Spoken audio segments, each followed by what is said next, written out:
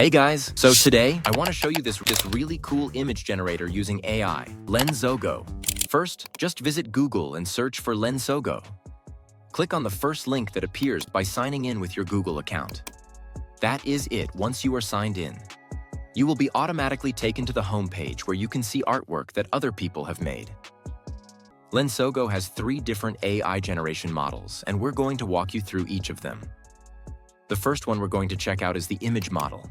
It's really easy to use. You just type in a prompt in the box. If you can't think of anything specific, they have some pre-made prompts. For mine, I'm going with the girl in the wheat field. Now here's where things get really interesting. You can choose from different models, and they also have something called the flux model, which is really cool.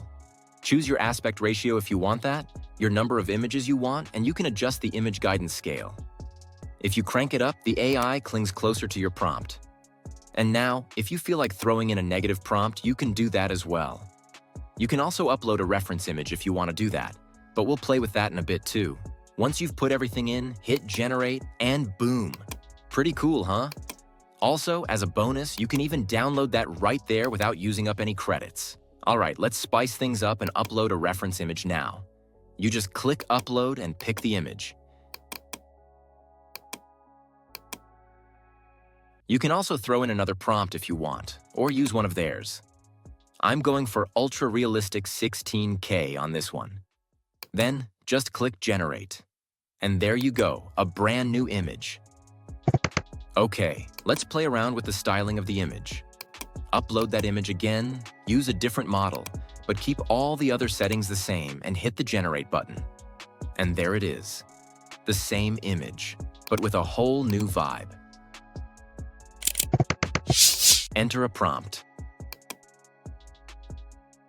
Set dimensions, select desired length, and click.